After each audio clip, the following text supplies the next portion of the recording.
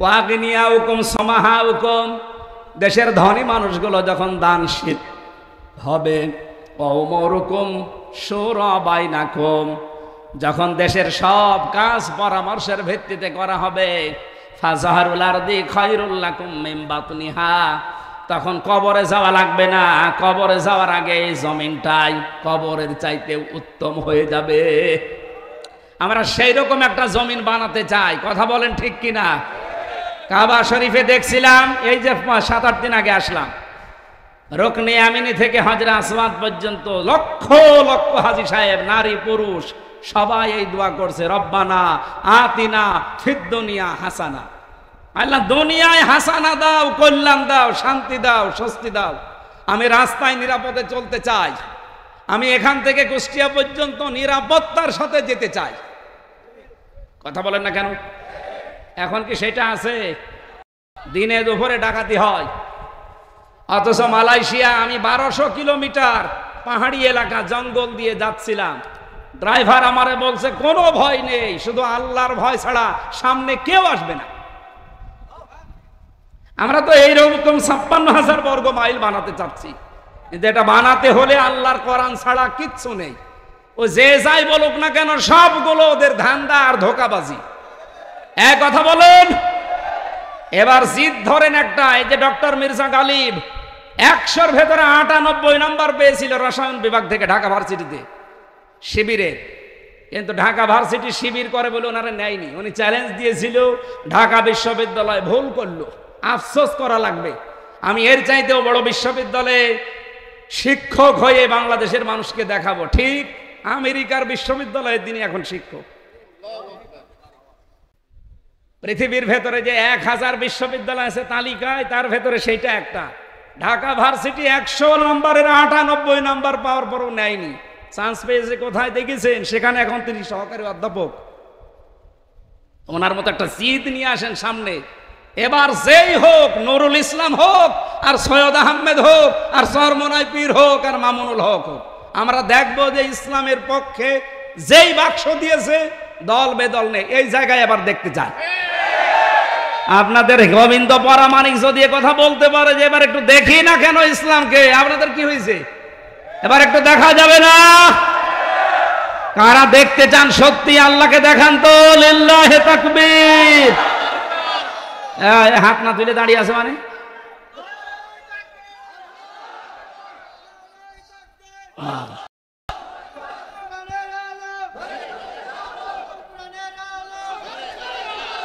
আলহামদুলিল্লাহ ভাই,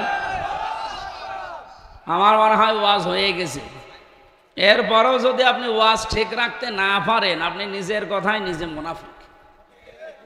ওয়াইদা কানা উমারাকুম শিরারাকুম, নবীজি বলেন যখন দেখবে দেশের নেতারা, দায়িত্বশীল যারা, তারা চরিত্রহীন খারাপ মানুষ। আজ কত এমপি হোস্টেল থেকে আমরা মেয়েদের কান্নার আওয়াজ পেয়েছি। আগামীতে ইসলাম আসলে মেয়েদের কান্নার আওয়াজ এমপি হোস্টেলে পাওয়া যাবে, আমি গ্যারান্টি দিচ্ছি পাওয়া যাবে না ইনশাআল্লাহ।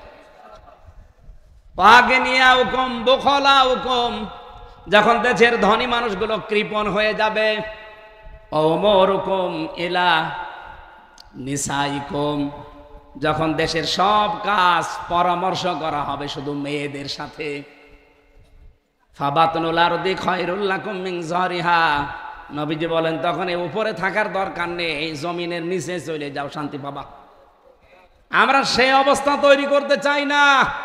হাদিসের এই 2টা ভাগের প্রথম ভাগটা আল্লাহ আমাদেরকে মেনে চলার এবং তৈরি করার তৌফিক দেন, বলেন আমিন। সূরা দাহারের এই আয়াতের অংশে আল্লাহ জানিয়েছেন, ইন্না আ'তাদনা লিল কাফিরিনা সালাসিলা ওয়া গালালা ওয়া সাঈরা, অবশ্যই আমি আল্লাহ তৈরি করে রেখেছি যে মানুষগুলো অবাধ্য, যারা কাফের, যারা সত্যকে জানার পরে গোপন করে রাখে, এরা কাফের। এদের জন্য আমি আল্লাহ নিজে তৈরি করে রেখেছি। এখানে আ'তাদনা ফাইল সরাসরি আল্লাহ নিজে, অবশ্যই আমি তৈরি করে রেখেছি আমার যারা অবাধ্য, যারা কাফের, যারা সত্যকে জানার পরে গোপন করে রাখে, তাদের জন্যে সালাসিলা শৃঙ্খল, ওয়াগলালান সাঈরা, তিনটা কথা আল্লাহ পরপর দিয়েছেন এখানে। এক নম্বরে শৃঙ্খল আল্লাহ দিয়েছেন, 2 নম্বরে তাদেরকে আল্লাহ বেড়ি দিয়ে আটকাবেন, 3 নম্বরে আগুনের লেলিহান অগ্নিশিখার ভেতরে আটকিয়ে রাখবেন। রব্বুল আলামিন এখানে যে কথাটা জানালেন তিনটা, আমরা যারা সত্যকে সত্য জানার পরেও গোপন করে রাখি, নামে মুসলমান হলেও কিন্তু কিয়ামতে আপনি কাফের হয়ে উঠবেন। আর এই স্বভাবটা আমাদের এই বাংলাদেশ, ভারত আর পাকিস্তানে বেশি। সত্যকে সত্য জানার পরেও অনেক মানুষ মানতে চায় না। কোন অদৃশ্য কারণে, শয়তানের কোন ধোঁকায় কিনা আমরা জানি না।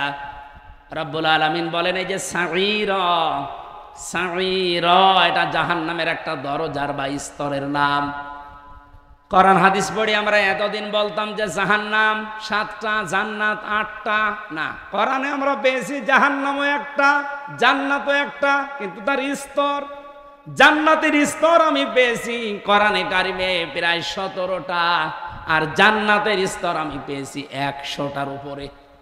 আমার একটা বই আমি লিখেছিলাম কোরআন দিয়ে হাদিস দিয়ে, দুনিয়ায় যে যেই ধরনের অপরাধ করবে আল্লাহ কিয়ামতের দিন তাকে ওই দরজা দিয়ে ওই স্তরে পৌঁছিয়ে দেবে। এই যে এটা মাদ্রাসা মনে করেন 1 থেকে 5 পর্যন্ত পড়ায়, যে যেই ক্লাসে পড়ে ও ওই ক্লাসের দরজা দিয়ে প্রবেশ করবে। ক্লাস 5-এ পড়ে না, ক্লাস 1-এ পড়ে মনে করেন ওকে 5-এর ক্লাসে ঢুকতে পারবে, আর ঢুকলে ওরে বসতে দেবে। আল্লাহ পাক জান্নাত বানিয়েছেন একটা, জাহান্নাম বানিয়েছেন একটা, কিন্তু স্তর বানিয়েছেন অনেকগুলো। দুনিয়ায় যে যে ধরনের অপরাধ করবে কিয়ামতের ময়দানে আল্লাহ তাকে ওই দরজা দিয়ে জাহান্নামে প্রবেশ করাবে। এখন আপনার ভাবার বিষয়, আমার ভাবার বিষয় যে আমি কোন অপরাধে আছি, কোন দরজা দিয়ে আল্লাহ আমাকে প্রবেশ করাবে।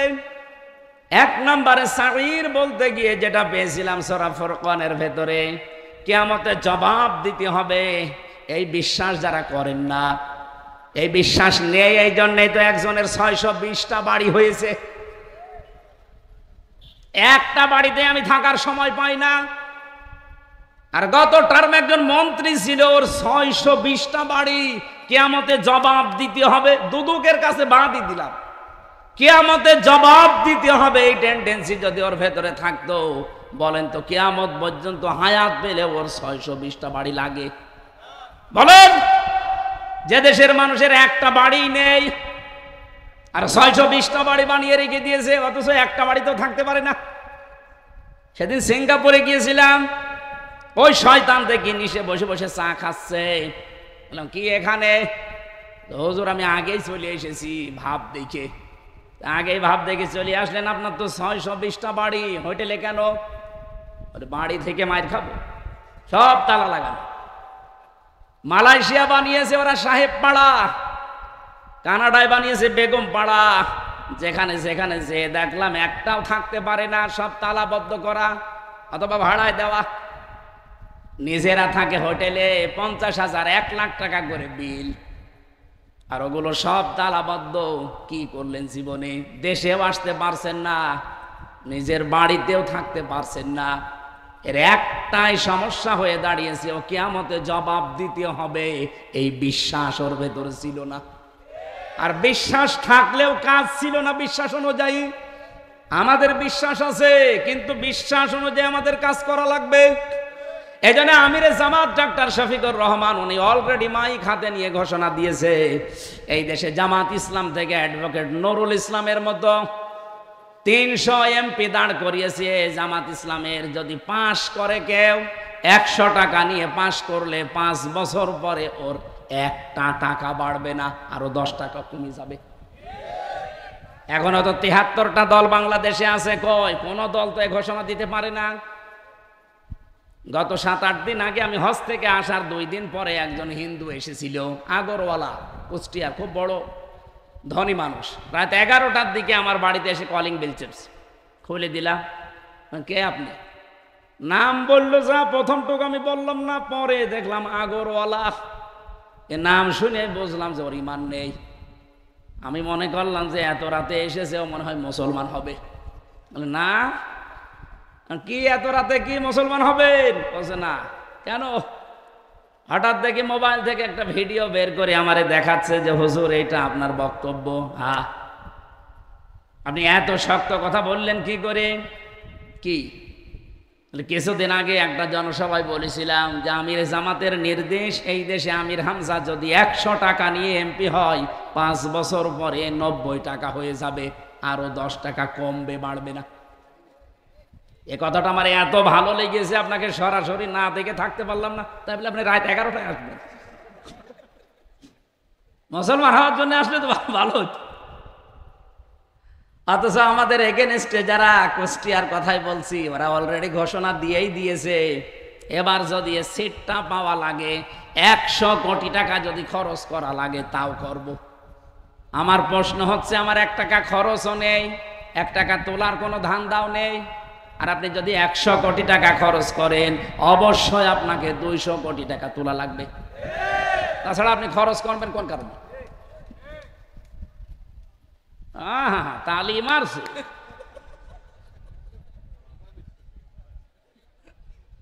এই যে কিয়ামতের এই বিশ্বাসটা জন্মানো দরকার আমাদের। বাংলাদেশ জামাত ইসলামী এবং ইসলামপন্থী যারা আছে সবার খবর তো আমি জানি না। জামাত ইসলামীর সাথে যেহেতু ওতপ্রোতভাবে জড়িত, আমি দেখতে পাচ্ছি এই মানুষগুলো কিয়ামতের বিশ্বাস এদের তৈরি করা হয়। এই জন্য এদের ভেতরে দেখবেন বিড়িখোরও নেই, দুর্নীতিবাজ তো দূরের কথা, চাঁদাবাজ তো দূরের কথা, যেগুলো দোষ দেওয়া হয় রগ কাটা, এগুলো সব বানানো। কারণ যারা নিজেরা রগ কাটে সেগুলো তো সব পেপার পত্রিকায় টিভিতে দেখা যায়, আর এদের জীবনে কোনোদিন এই কাজ নেই, অথচ এদের জীবনে এটা আজ 54 বছর চালানো হচ্ছে যে এরা রগ কাটে। মানুষ যেন আসতে না পারে এদের কাছে, এই জন্য এই মিথ্যা তথ্য এরা ছড়িয়েছে। আপনি কিয়ামতের দিন বিশ্বাসটা জন্মান, নাই তো এই যে জাহান্নামের কথা বলছে সাঈর, এখানে আল্লাহ আপনাকে তৈরি করে পাঠিয়ে দেবে। বলেন নাউজুবিল্লাহ। 2 নম্বরে যারা বাপ দাদাদের কথা শুনতে অভ্যস্ত, কোরআন হাদিস গলিয়ে খাওয়ালেও যারা মানতে চায় না, ওই বাবা কি বলেছে দাদা কি করেছে এই কথা নিয়ে যারা ব্যস্ত, তারা এই জাহান্নামে সাঈরে যাবে। তথ্য সূরা লোকমান 21 নম্বর আয়াত। যারা তাদের কমন সেন্স কাজে লাগায় না, তাদের বিবেক যেটা আল্লাহ দিয়েছে এই বুদ্ধিকে যারা কাজে লাগায় না, আর কোরআনের কথা শোনার পরেও যারা না শোনার ভান করে থাকে, এই মানুষগুলো জাহান্নামে সাঈরে যাবে। ইবনে মাসউদ রাদিয়াল্লাহু তাআলা আনহু বলেন, আমি নবীজির মুখে শুনেছি, তিনি এই কথা বলছিলেন আমাদেরকে, ইদা কানা উমারাউকুম খিয়ারুকুম, যখন দেশের নেতারা ভালো মানুষ হবে। আমরা এই 54 বছরে যাদের নেতৃত্বে চললাম, বলেন তো এই নেতারা ভালো মানুষ বলতে যেটা বোঝায় এটা ছিল না? ছিল না। আমরা ভালো মানুষের যে সংজ্ঞা আছে ওইদিকে যাব ইনশাআল্লাহ।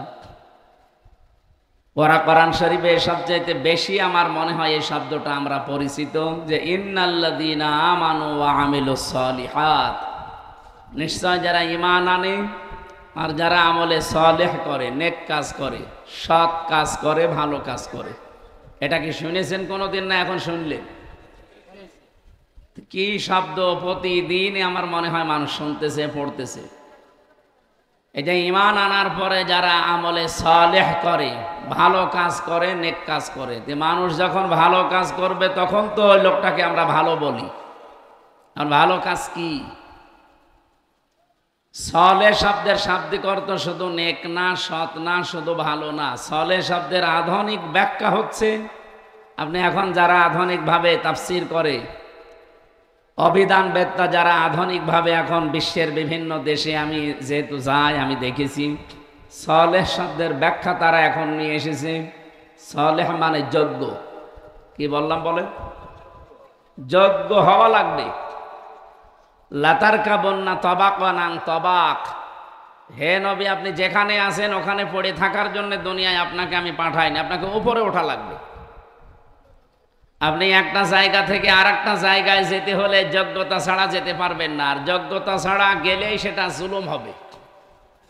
আমার কথার অর্থ বোঝেন? যে যে জায়গায় বসার যোগ্য না, ওখানে যদি তাকে বসানো হয় ওই জায়গার উপরে জুলুম। এই টুপিটা থাকার কথা মাথায়, এটা যদি কেউ কুকুরের মাথায় দিয়ে দেয় এটা কি জুলুম না? কেউ যদি এই টুপি এখান থেকে পায়ের কাছে রেখে দেয়, এটা টুপির উপরে কি একই পায়ের কাছে থাকার কথা না মাথায় থাকার কথা? মাথায় থাকার কথা, যেটা ওটা মাথায় রাখলে তার যোগ্য জায়গায় আপনি দিলেন, ওখান থেকে যেখানে থাকার দরকার না ওখানে নামিয়ে নিয়ে আসলে এটা তার উপরে জুলুম হয়। আমার পায়ের নিচে যে এই চটি আছে, স্যান্ডেল আছে, জুতা আছে, এটা থাকার কথা পায়, পা থেকে এখন যদি আমি মাথায় নিয়ে সব সময় ঘুরি, এটা জুতার উপরে জুলুম। কথা বুঝতেছে? 92% মুসলমান আমরা এই দেশে বাস করি। এখানে সর্বোচ্চ জায়গা বলতে আমরা মনে করি সংসদ ভবন। বলেন তো, এই 54 বছরে 92% মুসলমানের দেশে কোরআন শরীফ, সেখানে থাকার কথা ছিল না? গেছে আজ পর্যন্ত? এই যে যায় না, এ কারণে মানুষ ভালো হয় না, কারণ মানুষ ভালো বানানোর জন্যই আল্লাহ কোরআন পাঠিয়েছে। এটা ওই জায়গায় যতদিন না যাবে এ দেশের ভাগ্য ততদিন পরিবর্তন হবে না। এ দেশের মানুষ ভালো বলে দাবি করলেও হবে না। আমি এ কথাটাকে আন্দাজে বললাম, এর বাস্তবতা কি? আজকে তেলাওয়াত কি তো আয়াত সূরা দাহার বা সূরা ইনসান, এটা মদিনায় নাজিল হওয়া সূরা।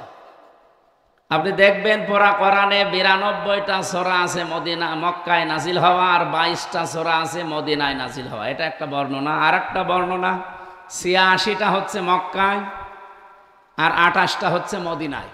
আপনি যে কোনো বর্ণনা ধরেন, অসুবিধা নেই। একটা আছে প্রসিদ্ধ আর একটা আছে বিশুদ্ধ।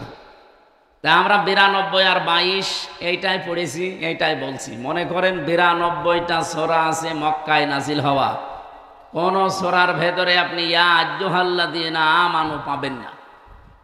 সেখানে পাবেন শুধু ইয়া আইয়ুহান নাস বা ইয়া আইয়ুহাল ইনসান। কিন্তু বাকি 22টা সূরা যেগুলো মদিনায় নাজিল হয়েছে, এখানে আপনি শুধু ইয়া আইয়ুহান নাস না, সেখানে আছে ইয়া আইয়ুহাল্লাযীনা আমানু।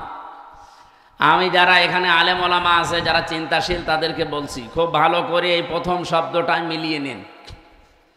আমার প্রশ্ন হচ্ছে, মক্কাতে নবীজি নবুয়ত পাওয়ার পরেও 13 বছর ছিলেন। এ 13 বছরে তার হাতে কেউ মুসলমান হয়নি? এক কথা বলেন না কেন? তাদের ঈমান ছিল না? আল্লাহ কেন? নবীজি নিজে আছে মক্কাতে, আবু বকর সিদ্দিক, হযরতে ওমর ফারুক রাদিয়াল্লাহু তাআলা আনহু আজমাইন, এরকম বড় বড় জান্নাতের গ্যারান্টি প্রাপ্ত সাহাবী বসে আছে, কিন্তু আল্লাহ ইয়া আইয়ুহাল্লাযীনা আমানু দেননি। কোনদিন চিন্তা করেছেন কেন দিল না? আমার এই ছোট্ট মাথায় এটা এসেছে, আল্লাহ রাব্বুল আলামিন দেয়নি এই কারণে। নবীজির মতো এত বড় ইমানদার তামাম দুনিয়া এক জায়গায় করলে তার ইমানের সমান হবে? বলেন বলেন। আমরা আবু বকরের জীবনী পড়েছি, এবং আবু বকরের জন্য আল্লাহ যে আয়াত নাজিল করেছেন ওই জায়গায় এবার গিয়েছিলাম এই 7-8 দিন আগে। ইদ হুমা ফিল গারি ইদ ইয়াকুলু লিসাহিবিহি লা তাহজান ইন্নাল্লাহা মা'ানা। স্মরণ করো ওই সময়ের কথা, যখন ওই যে গুহার ভেতরে গারে সূর, যেটা মুহাম্মদুর রাসূলুল্লাহ তার সাথী হযরতে আবু বকরকে ডাক দিয়ে বলেছিলেন, লা তাহজান ইন্নাল্লাহা মা'ানা, কোনো চিন্তা নেই। তাহজান শব্দের ভেতরে 2টা বিষয় আছে, চিন্তা এবং ভয়, 2টাই আছে। যদিও খাউফ মানে ভয়, কোনো ভয় নেই, কোনো চিন্তা নেই। শুধু এতটুকু বলে তিনি আয়াত শেষ করে দেননি, তার বক্তব্য শেষ হয়নি। উনি বললেন, লা তাহজান ইন্নাল্লাহা মা'ানা, অবশ্যই আল্লাহ আমাদের সাথে আছে। হ্যাঁ আবু বকর, তুমি দেখতে পাচ্ছ এখান থেকে যে ওদের 10-12 জনের পা দেখা যায়, এমনকি ওদের গলার আওয়াজ পর্যন্ত শোনা যাচ্ছে। আমরা একটু নড়াচড়া করলে, কাশি দিলে, বসে পড়লে ওরা দেখে ফেলবে। কিন্তু আমরা তো আর 2 জন না, আমাদের সাথে আরেকজন আছে। কে বলেন তো? আপনি এই যে একবারে আল্লাহ বললেন, এ কথাটা বলতে এখন যত সহজ মনে হচ্ছে, ওই রকম জায়গায় গেলে মুখ দিয়ে আল্লাহ বের হবে? অত সহজে জীবনও বের হবে না। এ মানুষটার নামে কোরআনের আয়াত নাজিল হয়েছে। সূরা রহমানের ভেতরে একটা আয়াত আছে, ওয়ালিমান খাফা মাকামা রাব্বিহি জান্নাতান। যারা আল্লাহর ভয়ে দুনিয়ার জীবন কাটাবে আল্লাহ তাদের জন্য 2টা জান্নাত বরাদ্দ দিয়েছেন। সেটা আবু বকরের নামে আয়াতটা নাজিল হয়।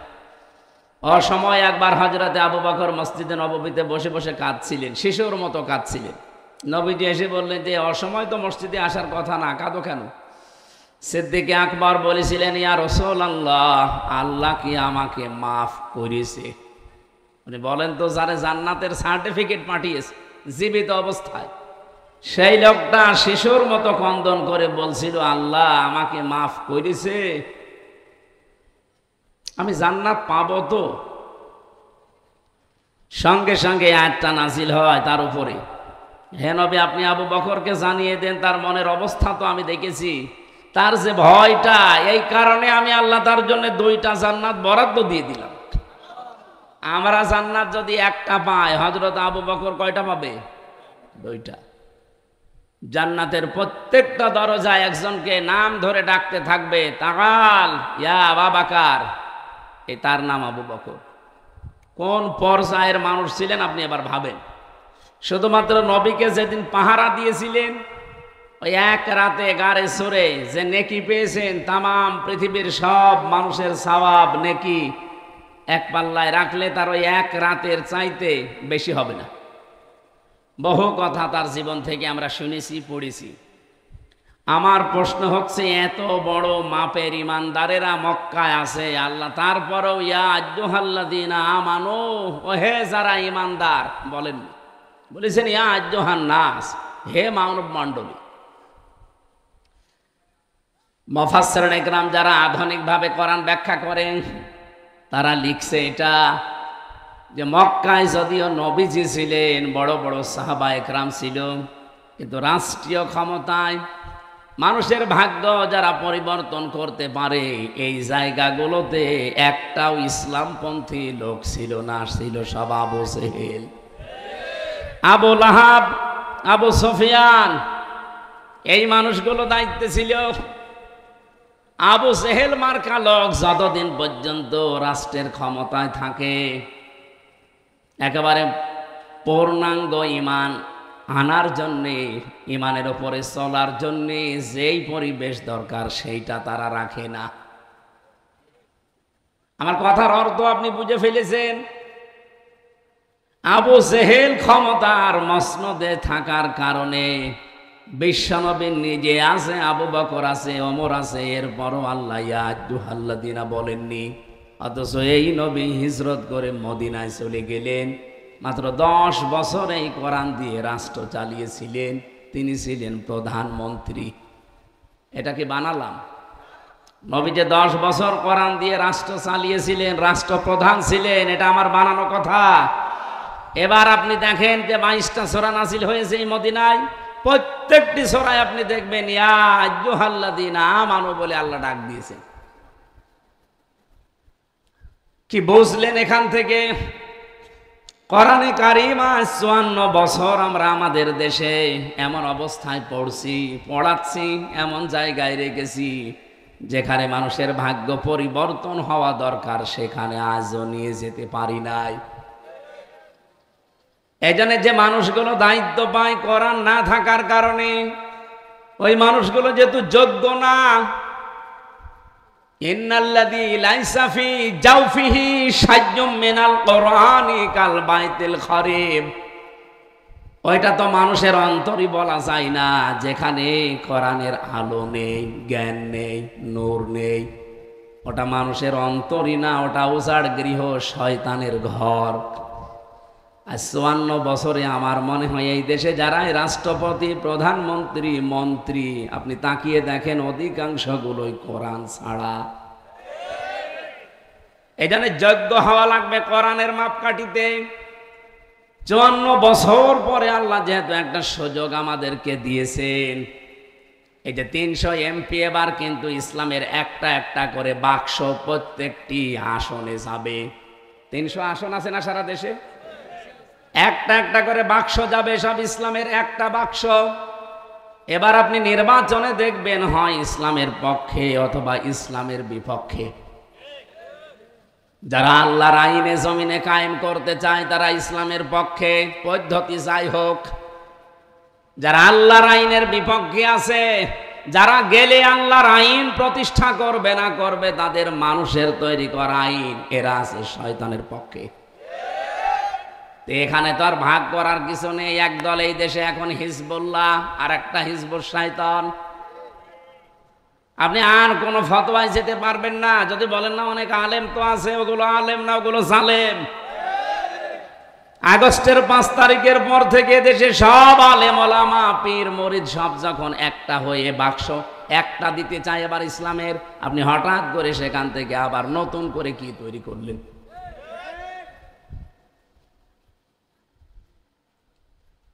কোরআনে কারীম জানিয়েছে ওয়াকাইফা আখাফু মা আশরাকতুম ওয়ালা তাখাফুনা আন্নাকুম আশরাকতুম বিল্লাহ মা লাম ইউনাজ্জিল বিহি আলাইকুম সুলতানা।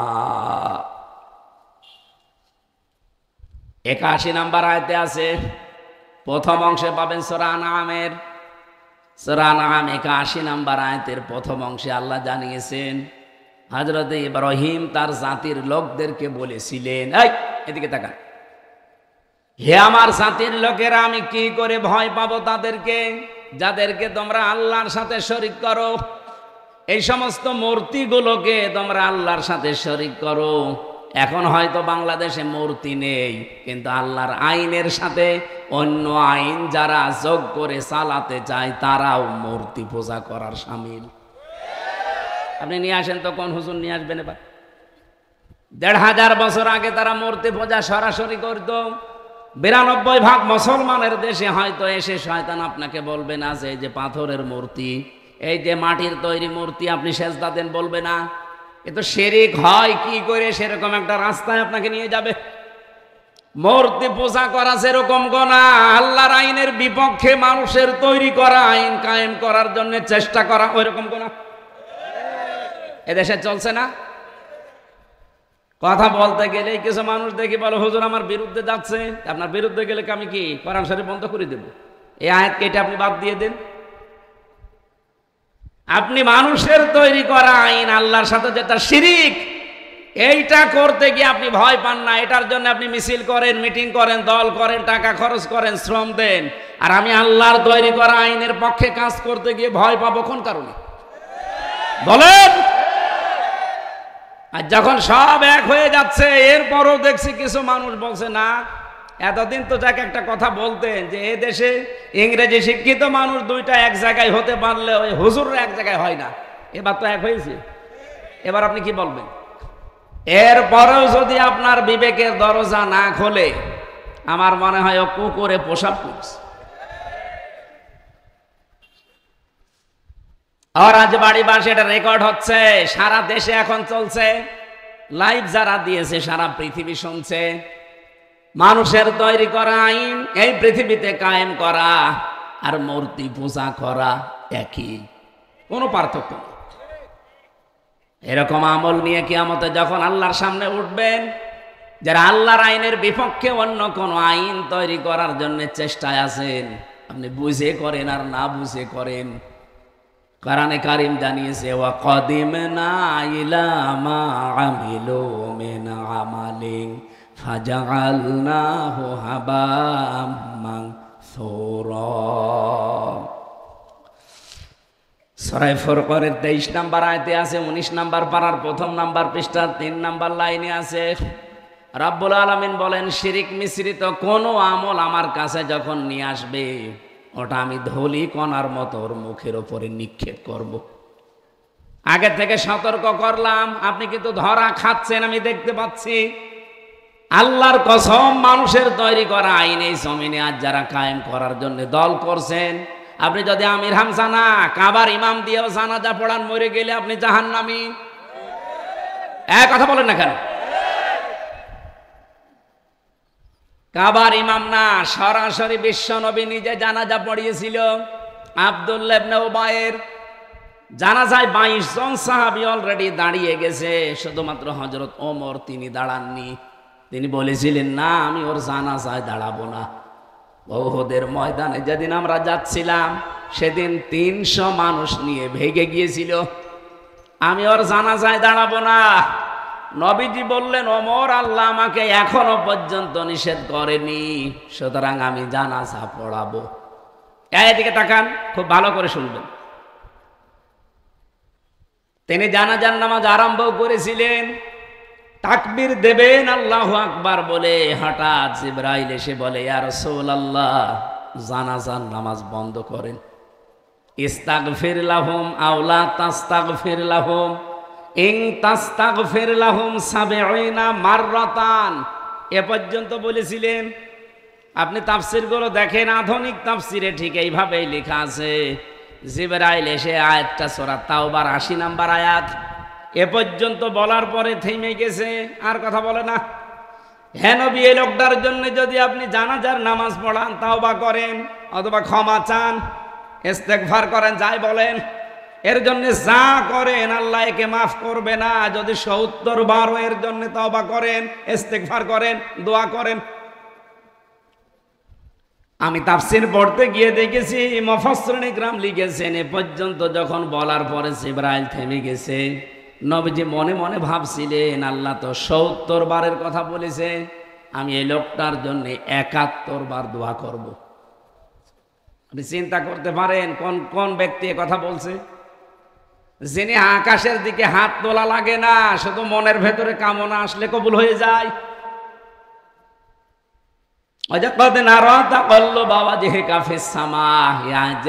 হয়েছে অনেক কিন্তু দোয়াও করেননি, মনের ভেতরে শুধু আকাঙ্ক্ষা, শুধু কামনা ছিল, আল্লাহ কাবা শরীফের দিকে যদি নামাজ পড়তে পারতাম। সঙ্গে সঙ্গে আল্লাহ মুখ ঘুরিয়ে দিয়েছেন। আকাশের দিকে শুধু আঙ্গুলে ভাবে তুলেছিলেন, চাঁদ 2 খণ্ড করে দিয়েছেন। পা শুধু জমিন থেকে ওপরে তুলেছেন, একেবারে আরশে পৌঁছিয়ে গেছে। তিনি এই জমিনে যা বলতেন ওইটা সারে বলা হয় তাকে। হা বললে হালাল, না বললে হারাম।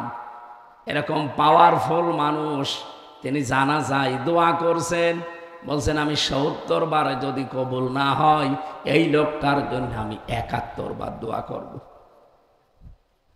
সঙ্গে সঙ্গে পরের শব্দটুকু নাজিল হয়েছে, ফালাইয়াগফিরাল্লাহু লাহুম।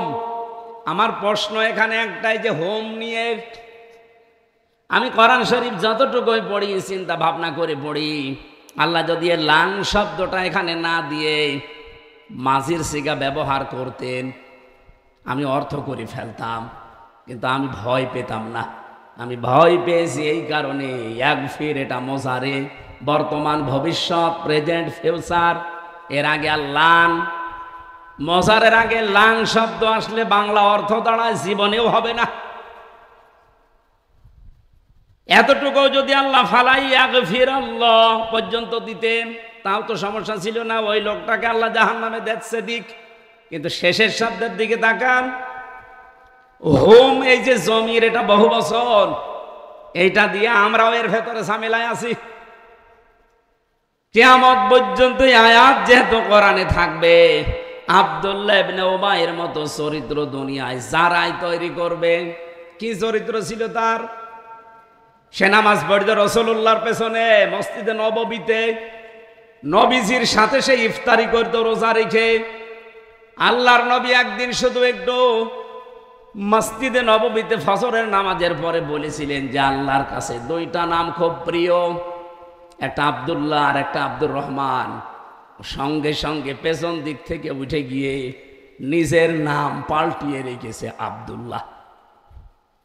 বাবার নাম পাল্টিয়ে দিয়েছে আব্দুল্লাহ, ছেলে ছিল ছেলের নাম পাল্টিয়ে দিয়েছে আব্দুল্লাহ, নাতি ছেলে ছিল ছোট 1 বছর, তোর নাম আব্দুল্লাহ, গড়ে সব আব্দুল্লাহ। বলেন তো, নবীর কথা শুনলেও মানতে দেরি করতো না, সঙ্গে সঙ্গে মানতো? কথা বুঝতেছে? কি অনুসরণ ছিল তার ভেতরে! মাথা থেকে পা পর্যন্ত যতটুকু রসুল করেছে ও তাই করেছে। ওর পুরা জীবনী আমি পড়েছি, কোনো খোঁজ পাইনি, শুধু একটা জায়গা আমি পেয়েছি, এই লোকটা রাজনৈতিক জীবনে আল্লাহর নবীকে আদর্শ মানত না, ওর নেতা ছিল আবু জেহেল। আমার মনে হয় এখন যদি পরীক্ষা করা হয় বাংলাদেশে এরকম বহু আব্দুল্লাহ ইবনে উবাই নেই, এই স্টেজে নেই, এখানে। আপনি তো নামাজ পড়েন আমির হামজার পেছনে, আবু সাইদের পেছনে, আরো নামাজ পড়তো রাসূলুল্লাহর পেছনে। আমার মনে হয় এখন যদি কোরআনের আয়াত নাজিল হওয়ার সিস্টেম থাকতো, কত আল্লাহর ওলি যে ধরা খেয়ে যেতাম আমরা। আমি হাসির খোরাকি দেইনি, চিন্তার খোরাকি দিয়েছি। একটু ভাবেন, যেহেতু হুম আছে, ফালাইয়াগফিরাল্লাহু লাহুম, জীবনেও ক্ষমা করছে না, করবে না। এ লোকটার একটা দর্শন খারাপ থাকার কারণে যদি নবীজি জানাজা পড়ালে কাজ না হয়, আপনি কোথাকার কে? অনেকে মনে করতে পারেন আমাকে ভয় দেখাচ্ছে, আল্লাহর কসম না, আপনি ধরা খাবেন। কিন্তু তখন আর ফিরে আসার মতো রাস্তা থাকবে না। এক্ষুনি ফিরে আসেন। মানুষের তৈরি করা আইন কায়েম করা শিরিক। কোরআন শরীফ আপনি সামারাইজ করে দেখবেন, আসল কথা এইটা যে লিল্লাহি মুলকুস সামাওয়াতি ওয়াল আরদ, আসমান জমিনের রাজত্বের মালিক কে? আল্লাহ। আপনি কাকে নিয়ে আসতে চান এখানে? এদেশে ইসলামপন্থী যারা, তারা তো এইটাই চায় যে জমিন যার, হুকুম চলবে তার। এবার একটা উদাহরণ দিচ্ছি, মিলান তো। আপনি এখন বাড়িতে যে দুপুর বেলা যদি দেখেন যে আপনার স্ত্রীর কাছে পাশের বাড়ির একজন শুয়ে আছে, ও কিন্তু কিছুই করেনি, শুধু শুয়ে আছে, আপনার খুব ভালো লাগবে না? অবশ্যই হ্যাঁ।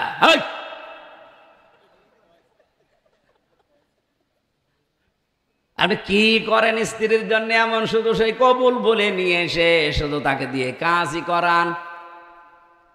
তার যতটুকু হক আছে 100% তো আদায় আপনার দ্বারা হয় না। এরপরও তার উপর আপনার অধিকার দেখেছেন। পাশের বাড়ির একটা লোক শুধু শুয়ে আছে, কিছুই করেনি, এমনকি সে কিছু দেয়নি, শুধু শুয়ে আছে। শুয়ে থাকা দেখে যদি আপনার এমন রাগ হয়, আপনার হাতে যা আছে তাই দিয়ে আপনি তার মেরে ফেলবেন, এ পর্যন্ত ঠিক আছে না? বলেন বলেন। আল্লাহ রাব্বুল আলামিন বলেন, আমি মানুষ বানিয়েছি, খালাকাল ইনসান, মানুষ আমি বানিয়েছি, এর ভেতরে কারো কোনো এক বিন্দু পরিমাণে কোনো কিচ্ছু নেই। হ্যাঁ, তোর মা বাবার আছে, তারা এক বিছানায় ছিল, এতটুকুই। তারা যে শুধু বিছানায় ছিল এতটুকু শেষ, বাকি ওই বীর্য থেকে হামসা পর্যন্ত কারো অধিকার নেই। সবটুকু অধিকার কার? আপনি যখন আল্লাহর কোনো বিধানের সাথে, আল্লাহর কোনো শক্তির সাথে অন্য কাউকে জুড়ে দেন, তখন আল্লাহ ঠিক ওই স্বামীর মতো রেগে যায়। আমি কথা বোঝাতে পারিনি? আল্লাহ রাব্বুল আলামিন কোরআনে কারিমে যুগে যুগে যত নবী পাঠিয়েছেন তাদের বিভিন্ন কাহিনী আমাদেরকে শুনিয়েছেন। আমি পড়া কোরআন শরীফ বেড়ে 25 জন নবীর ডাইরেক্ট জীবনী পেয়েছি, হাদিসে ইনডাইরেক্ট বহু নবীর জীবনী পড়েছি। তাদের সবার একটাই আল্লাহ উদ্দেশ্য দিয়েছিলেন, আন আকিমুদ্দিন, দিন কায়েম করো, ওয়ালা তাতাফাররাকু ফি, এ বিষয়ে কোনো মত পার্থক্য করা যাবে না। আপনি পীর সাহেব মুরিদ বানাচ্ছেন, বানান, কিন্তু আপনার জীবনের টার্গেট থাকা লাগবে, এই জমিনে দিন কি করে কায়েম হয়। যে পীর সাহেব শুধু মুরিদ নিয়ে ব্যস্ত, দিন কি করে কায়েম হবে জমিনে তার কোনো চিন্তা ভাবনা নেই, ওটা ভণ্ড। এই কথা বলেন না কেন? আরে রাজবাড়ি এরকম ভণ্ড বহু আছে, তারা দিন কায়েমের কথা শুনে উল্টো দিকে নিয়ে যায়। অথচ কোরআন শরীফের সামারাইজি তো এটা, আনাকিমুদ্দিন ওয়ালা তাতাফাররাকু ফি। আপনি পড়া কোরআনে দুইটা জায়গায় মত পার্থক্য করা, মতভেদ করা হারাম দেখবেন। একটা এই জায়গায় সূরা শুরা 13 নম্বর আয়াত, আর একটা আছে সূরা আলে ইমরান 102 নম্বর আয়াতে, 103 নম্বর আয়াতে রব্বুল আলামিন জানিয়েছেন, ওয়াতাসিমু বিহাবলিল্লাহি জামিআন ওয়ালা তাফাররাকু, তোমরা সবাই মিলে কোরআন আঁকড়িয়ে ধরো, এই জায়গায় তোমরা বিচ্ছিন্ন হয়ো না, মত পার্থক্য সৃষ্টি করো না। অথচ আমি বিশ্বে যতগুলো দেশে গেলাম, সব চাইতে বেশি আজ মুসলমানদের ভেতরে এই দুই জায়গায় ঝামেলা বেশি। এরা কোরআনের কাছে আসতে বললে তখন বিভিন্ন ওসিলা দেয়। এরা দিন কায়েমের কথা বললে তখন বিভিন্ন ফতোয়াবাজি করে। আপনি ইসলামী আন্দোলন করছেন, করেন, আপনার জীবনের কিন্তু টার্গেট এইটা থাকা লাগবে যে কি করে এই জমিনে দিন কায়েম করা যায়। কারণ সব নবীকে আল্লাহ এটা দিয়েছিলেন। আপনি নবীদের জীবনী পড়ে আমি এটা দেখলাম যে এক নবীর শরীয়তে যা ছিল অন্য নবীর শরীয়তে সেটা হারামও ছিল, এমনও পেয়েছি। এক নবীর শরীয়তে যেটা জায়েজ অন্য নবীর শরীয়তে সেটা না জায়েজ। এক নবীর শরীয়তে যেটা খুব কঠিন করে বলা আর এক নবীর শরীয়তে সেটা হালকা।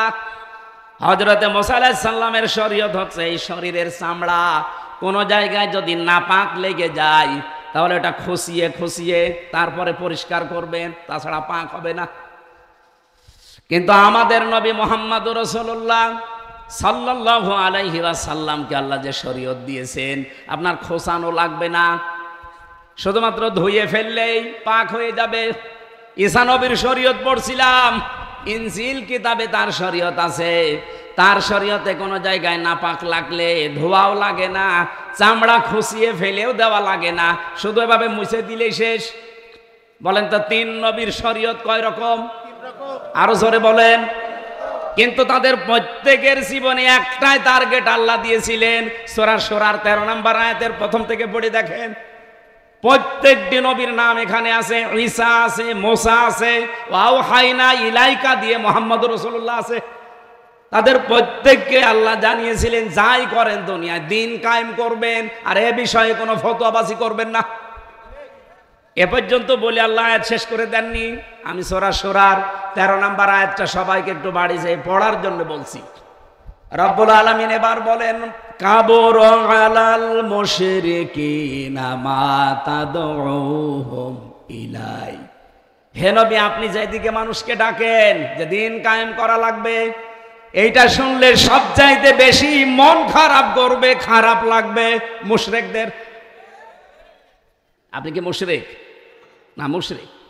আপনি যে কোনো কায়দায় হয়তো শিরিক করেন আল্লাহর সাথে, এই জন্য দিন কায়েমের কথা শুনলে আপনার কাছে খারাপ লাগে। আমার কথা কি ঠিক আছে না? দিন কায়েমের কথা শুনলে খারাপ লাগবে তো শুধু তাদের কাছে যারা শিরিক করেছে কোনো কায়দায়। আপনি যখন দেখবেন যে আমার খারাপ লাগছে, আমার ভালো লাগছে, আমার অপছন্দ হয়, তখন বুঝবেন আপনার ভেতরে শিরিক আছে। হয়তো আপনি টের পাচ্ছেন না যে কয় আমি তো শিরিক করি না, যে কোনো কায়দায় হচ্ছে, নয়তো আপনার খারাপ লাগার কথা না। হ্যাঁ, কাদেরকে আল্লাহ এই রাস্তায় নিয়ে আসবেন?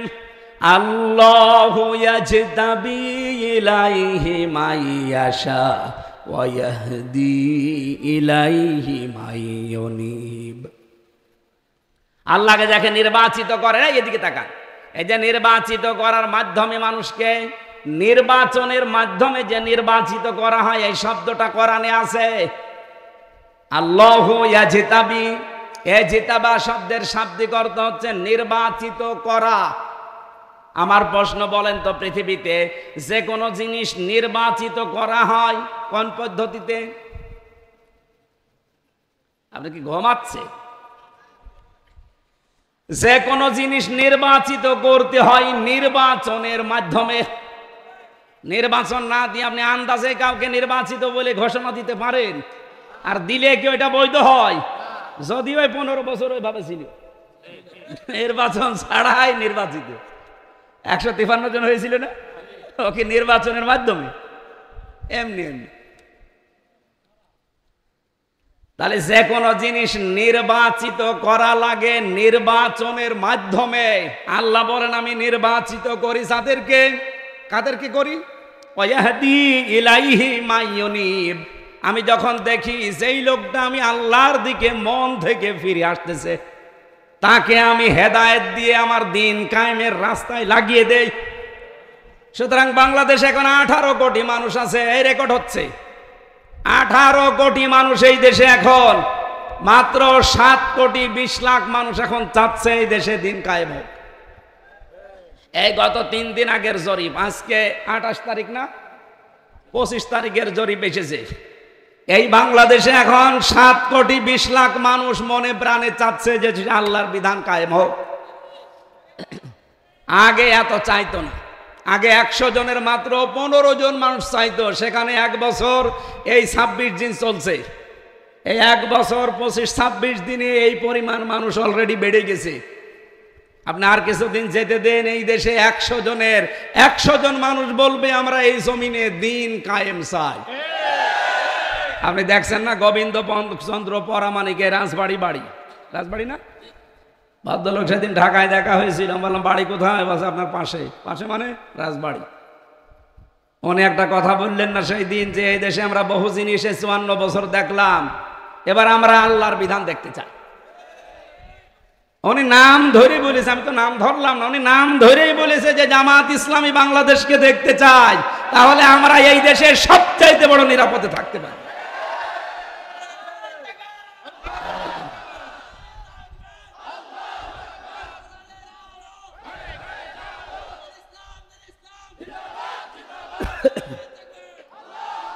এটা রেকর্ড হচ্ছে বলে আমি কথা দিতে পারছি, বাংলাদেশ প্রশাসনে যারা আছে, যে বিভাগেই হোক, সে আর্মি হোক, বিডিআর হোক, পুলিশ হোক, যে বিভাগে প্রশাসন কাজ করছে তাদের অভয় দিচ্ছি এবং সান্ত্বনার বাণী শোনাচ্ছি। আগামীতে যদি ইসলাম এই দেশে আসে, সর্বপ্রথম আপনাদের বিভাগ আলাদা করা হবে। আপনারা চলবেন আপনাদের আইজির মতো। আইজির কথা ছাড়া কোনো নেতা খেতা নেত্রী কারো কথা শোনা দরকার নেই। 2 নম্বরে ওদের 8 ঘন্টা ডিউটি। বাংলাদেশে যারাই কাজ করে খায়, আমাদের ডিউটি কয় ঘন্টা? 8 ঘন্টার পরে ওদের ডিউটি আরো 16 ঘন্টা। ওদের ডিউটির কোনো শেষ নেই, 24 ঘন্টায় ডিউটি। আমার মনে হয় এখন যে কয়জন এখানে বসে আছে, ওদের এই সময় ডিউটি পালন করার কথা না, ওরা 8 ঘন্টার বেশি চলছে। ওরা জিজ্ঞাসা করে দেখেন কয় ঘন্টা চলছে। ওদের ডিউটির কোনো শেষ নেই। বাংলাদেশে একটাই বিভাগ আছে, সেটা পুলিশ। আমরা আহ্বান জানাই, এখন যিনি আছেন উনি পারবেন কিনা জানি না, নির্বাচিত সরকার যদি আল্লাহ ইসলামকে দেশে এনে দেয়, প্রথম কাজ হবে প্রশাসনের 8 ঘন্টার পরে ওরা যা করবে ওভার টাইম হিসাবে বেতন দেওয়া লাগবে। ওরা ঘোষ খায়, এমনি খায় না, সবাই না। আপনি 8 ঘন্টার পরে যে লোকটা এখনো 8-10 ঘন্টা 15 ঘন্টা ডিউটি করিয়েই যাচ্ছে, অন্য জায়গায় চাকরি করলে 8 ঘন্টার পরে যা করবেন আপনার ওভার টাইম দেয়, আর ওদের কোনো ওভার টাইম নেই। তো ওরা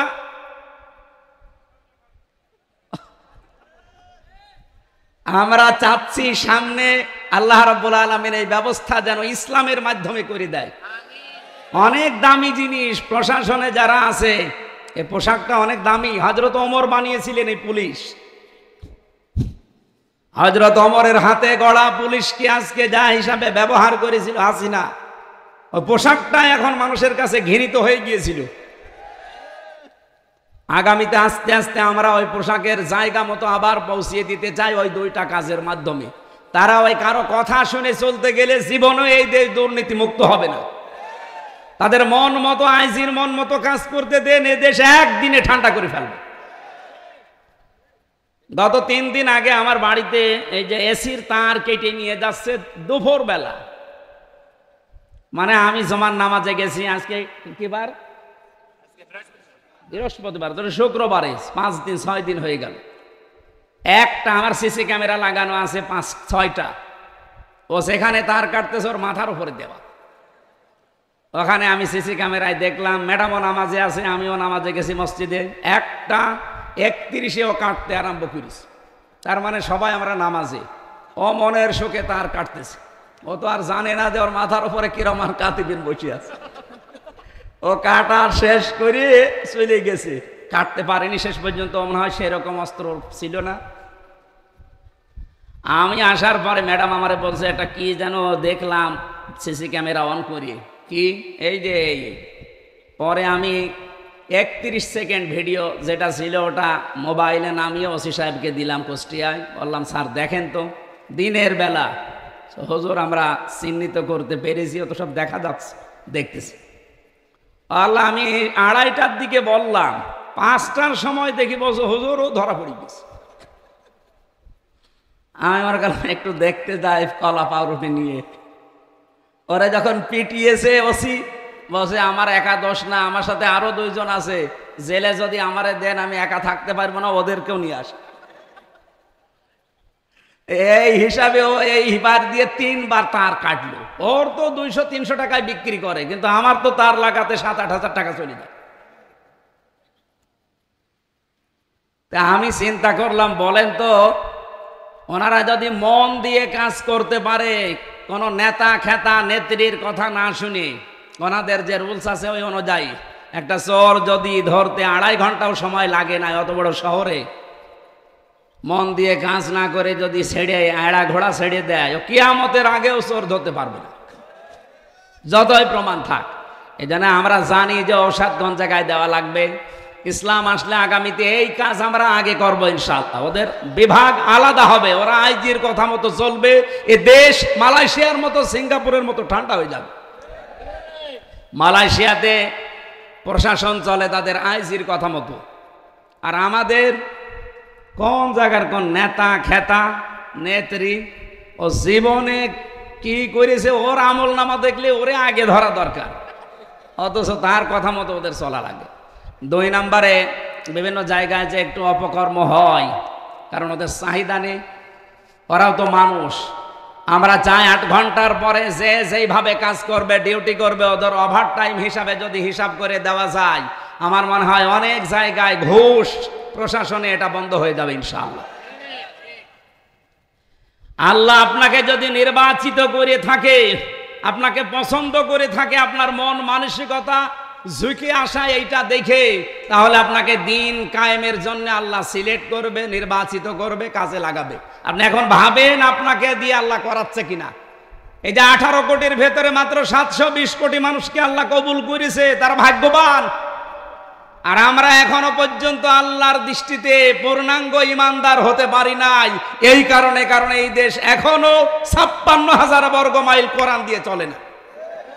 এই জন্য মক্কায় যতদিন ছিলেন ইয়া আইয়ুহাল্লাযীনা আমানু শুনতে পাননি, মদিনায় এসে নবীজি, আবু বকর, ওমর, মানুষ তো একই।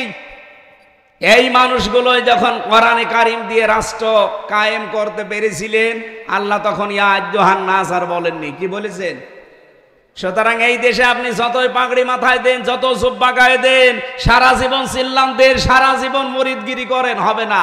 যতদিন দিন এই দেশে কায়েম না হবে, ইসলামের 500 বিধান আছে শরীয়তের, এগুলো যখন রাষ্ট্রীয়ভাবে না চলবে, ততদিন পর্যন্ত আল্লাহর দৃষ্টিতে আপনি পূর্ণাঙ্গ ইমানদার হতে পারবেন না।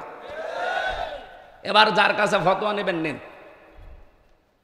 আমরা যেহেতু মাদানী সূরা থেকে পড়েছি, এই জন্য ইঙ্গিতটা দিলাম। সম্মানিত ভাইরা, আমার কথা ছিল, আপনি মানুষের তৈরি করা আইন কায়েম করতে গিয়ে ভয় পান না, বুক ফুলিয়ে কথা বলেন।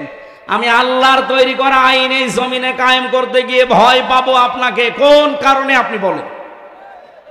মালামি উনাজ্জিল বিহি আলাইকুম সুলতানা, আপনার পক্ষে কোনো দলিল নেই, আমাদের পক্ষে দলিল নেই। এই কথা বলেন, দলিল নেই। আপনি যে রাজনীতি করেন, আপনার কোনো আদর্শ আছে? আপনার আদর্শ শুধু মারিং আর কাটিং। আগস্টের 5 তারিখের পর থেকে তো দেখতে পাচ্ছি 1 মাস এই 25 দিনে অনেকে 1000 কোটি টাকার মালিক হয়েছে, শুধু চাঁদাবাজি করি। এ জেলায় হয়তো নেই। আমার কুষ্টিয়ার শুধু 3 কিলোমিটারের ভেতরে, আমি জায়গার নাম বললাম না, 3 কিলোমিটারের ভেতরে এই যে কয়েকদিন আগে রিপোর্ট দিয়েছে, তারা 100 কোটি টাকা চাঁদা আদায় করেছে শুধু একজন। আর এরাই আবার বড় বড় কথা বলে, এদের কোনো আদর্শ আছে রাজনৈতিক? যাদের জীবনে মানে হাজার হাজার ফুটা সে ঝাঁঝরের মতো, তারা সুচকে ভুল ধরে। বাংলাদেশ জামাত ইসলামী রাজাকার রাজাকার, আল বদল আল বদর, এই স্বাধীনতা বিরোধী এই স্লোগান তুলতে চায় 54 বছর, অথচ প্রমাণ করেছে এই দেশে বাংলাদেশ জামাত ইসলামীতে রাজাকার মাত্র 37 জন, তার ভেতরে আবার 11 জন মরিয়ে গেছে। আর যারা এই ধোয়া তোলে তাদের 1040 জন। বলেন তো, সে ঝাঁঝর আর শুয়ের মতো হয়ে গেল না? কি আশ্চর্য গো! এই জন্য অন্য কোনো চিন্তা, কোনো দুশ্চিন্তা, কোনো ঝামেলা আমাদের মনের ভেতরে নেই, টেনশনও নেই। ওয়ালা তাহিনু ওয়ালা তাহজানু ওয়া আনতুমুল আ'লাউনা ইন কুনতুম মুমিনিন। কোনো ভয় নেই, চিন্তা নেই। আল্লাহ শব্দ দিয়েছেন দেখেছেন, ওয়াংতুম আলাউনা ছিল। এখানে যারা আরবি বসে জিজ্ঞাসা করেন, আরবি গ্রামারের নিয়ম হচ্ছে মুবতাদা যদি মারেফা হয়, খবর হয় নাকেরা, অনির্দিষ্ট। আল্লাহ এখানে মুবতাদা তো ঠিক আছে, খবরটাকেও তিনি মারেফা করিয়ে দিয়েছেন আলিফ লাম দিয়ে। বাংলা অর্থ দাঁড়িয়েছে হবেই। আল্লাহ বলেন তোমরা বিজয়ী হবে না, হবেই। ইন কুনতুম মুমিনিন, একটা শর্ত দিলাম, যদি মুমিন হতে পারো। বিজয় দেওয়ার একচ্ছত্র মালিকানা কার? আরো জোরে বলেন। মুমিন হওয়ার একচ্ছত্র মালিকানা কার? এই আল্লাহ মুমিন হবে? আল্লাহ তো মুমিন আছে, আল্লাহর নামে একটা মুমিন না? মুমিন হওয়া লাগবে একচ্ছত্র ভাবে আমাদের। আমরা যদি এবার মুমিন হয়ে ময়দানে আসতে পারি সত্যি সত্যি, আর এই যে 300 নমিনি যাবে সামনে ইসলাম নিয়ে, যেহেতু একটা ইসলামের পক্ষে আর একটা ইসলামের বিপক্ষে, 151 জনকে এবার এই কোরআন নিয়ে সামনে আপনি পাঠান, আল্লাহর কসম এমন একটা নির্ভেজাল বাংলাদেশ দেখতে পাবেন, কিয়ামতের আগে ইসলামের কাছ থেকে কেউ এই দেশ নিতে পারবে না। কারণ জালেম যারা, বাতিল যারা তো ভালোভাবে জানে যে যা আরম্ভ হয়েছে, ওরা যা এই 1 বছরে ওরা যা দেখিয়েছে মানুষের কাছে, এদের ভেতরে চাঁদাবাজি নেই, দুর্নীতিবাজ নেই, একটা বিড়ি ঘর নেই, মদ জুয়া তো বাদই দিলাম, বিড়ি ঘরও নেই। 1 বছর 1 মাসের প্রমাণ। তারা যদি ইসলাম দিয়ে দেশ 1 বছর না 1 মাসও চালাতে পারে না, কিয়ামতের আগে আমাদের এই আদর্শ আর সামনে আসবে না। এই জন্য তাদের এত ভয়। এতদিন আমাদেরকে মেম্বারে আমরা কোরআনের কথা বললে বলতো যে সাহসী হুজুর, অথচ সেই মেম্বারে এখন কোরআনের কথা বললে বলে যে মসজিদ কি রাজনীতি করার জায়গা? আরে ভাই, জায়গা তো একই আছে, মানুষও তো একই আছে, শুধু সময়টা পাল্টিয়েছে। আগে বলতো প্রকাশ্য জালেমেরা, আর এখন বলছে মুনাফিকেরা। আমার কথা হয়তো কারো কলিজায় লাগতে পারে ভাই, এটাই বাস্তব কথা। আপনি দেখেন আগে যারা বাধা দিত সরাসরি, এখন অনেকে ডাইরেক্ট ইনডাইরেক্ট বাধা দিচ্ছে। আপনি কি হামজাকে বাধা দেন না কোরআনে বাধা দেন? আমি এতক্ষণ যাই বলেছি দুনিয়ার কিছু উদাহরণ দিলেও কথাগুলো কিন্তু সব কোরআনের। এই কথা বলেন না কেন? এখন আপনার বিবেকের ওপরে ছেড়ে দিলাম। ভালো মানুষগুলো যদি নেতা হয়, ভালো মানুষ হওয়ার সংজ্ঞা বলেছি আপনাকে, সচেতন হওয়া লাগবে। যে যেই বিষয়ে পারদর্শী, ওই বিষয়ে নির্ভেজাল জ্ঞান অর্জন করে সঠিকভাবে দায়িত্ব পালন করতে যারা পারে, তারা হচ্ছে ভালো মানুষ। আমি আবার বলছি, যে যেই বিভাগে কাজ করবে, যে যেখানে কাজে লাগবে, ওই বিভাগের জ্ঞান অর্জন করা লাগবে নির্ভেজাল ভাবে। আর নির্ভেজাল জ্ঞান কোথায় আছে? কোরআনে। বলেন বলেন। এখান থেকে জ্ঞান আগে অর্জন করবে এবং সঠিক পদ্ধতিতে কাজটা আঞ্জাম দিতে পারে, এইটা হচ্ছে সালেহ বা নেককার। আমি সেদিন এক মন্ত্রীর কাছে শুনছিলাম, সাবেক, বাইরের দেশে গিয়ে, উনি পালিয়ে আছে ওখানে, হোটেলে উঠতে হয়তো বাইরের দেশে গিয়ে, যেই নিচে নামিয়ে দেখে 2-3 জন শয়তান বসে আছে। কি এখানে কি? বলে হুজুর আমরা আগেই ভাব দেখে পালিয়েছি। গোপনে একজনের কাছে আমারে বলছিল, হুজুর আমি ভালোবাসি আপনাকে, আমাদের যা বাজেট আসে বাংলাদেশে, এটা রেকর্ড হচ্ছে, আমি সবাইকে ওপেন চ্যালেঞ্জ দিচ্ছি, শোনা কথা, 100 টাকা বাজেট হলে রাস্তার জন্য, ব্রিজের জন্য, কালভার্টের জন্য 3 টাকা খরচ হয়, আর 97 টাকা ওই সে মন্ত্রণালয় থেকে এই চেয়ারম্যান পর্যন্ত সব খেয়ে ফেলে। বাজেট হয়েছে কয় টাকা? খরচ হয়েছে, খেয়েছে 97 টাকা। যে রাস্তাটা 100 টাকা দিয়ে তৈরি করলে অন্তত 100 বছর যাওয়ার কথা, সেটা 3 টাকা দিয়ে তৈরি করলে কয় বছর যাবে? 3 বছর। এই জন্যই তো রাস্তাগুলো হয়ে যায় ডেলিভারি রোড। আগামীতে এটা দেখতে চান? বলেন বলেন। কুষ্টিয়াতে যতগুলো সরকারি অফিস, কয়েকটায় গেলাম, সবাই এখন আস্থা রাখতে চায় বাংলাদেশ জামাত ইসলামের উপরে। আমি নিজে তো এখন যাচ্ছি, এমপি প্রার্থী বানিয়েছে বাংলাদেশ জামাত ইসলামী, এই কারণে যাওয়া লাগছে। যেখানে যাচ্ছি বলছে হুজুর বাজেট এসেছে, কিন্তু শকুনের হাতে দেব না, দরকারে আমি বদলি হয়ে যাব, কিন্তু এখানে আমি ভালো মানুষ চাই। এই 1 বছর 1 মাসে যারা প্রমাণ করতে পেরেছে যে তারা দুর্নীতি করে না, আমি তাদেরকে দিয়ে অন্তত এই কাজটা করাবো। সুবহানাল্লাহ বলতে পারেন না? সবার এখন আস্থা অলরেডি এসে গেছে এদেশে যারা দিন কায়েম করতে চায় তাদের উপরে। আল্লাহ যেন এটা আরো বৃদ্ধি করে দেয়। আমার মনে হচ্ছে যেভাবে সারা দেশ তো আমি ঘুরছি, যেভাবে আওয়াজ উঠেছে, যেভাবে স্রোত চলছে, এই স্রোতে যদি এই রাজবাড়ির মানুষগুলো একটু আসতে পারে এদেশে দিন কায়েম হয়ে যাবে ইনশাআল্লাহ। 300 জন তো লাগবে না, মাত্র 151 জন লাগবে। আর আমাদের যেটা জরিপ হয়ে যাবে, এখনো পর্যন্ত অনেক মুসলমান, অনেক আলেম, অনেক ইমাম বলছে হ্যাঁ যদি অ্যাক্টিভ ভাবে ইসলামে কাজ করি, আর যদি পাস না করে তাহলে আমার ইমামতি থাকবে। আরে ভাই, আপনি ইমামতি নিয়ে আসে, দিন কায়েম হবেই হবে ইনশাআল্লাহ। কোনো ভয় আছে আমাদের? কোনো ভয় নেই। ইমামতি চলে গেলে, মাদ্রাসার চাকরি চলে গেলে দরকার হয় ভ্যান চালাবেন, ওইটাও সম্মানের পেশা। আপনি 100 বছর হায়াত পেলেন, দিন এই জমিনে কায়েম হইল না, আপনি বেঁচে থেকেই লাভ কি আর মরি গেলে লাভ কি? এরকম একটা জিদ এবার সামনে নিয়ে আসা যায় না? বলেন বলেন।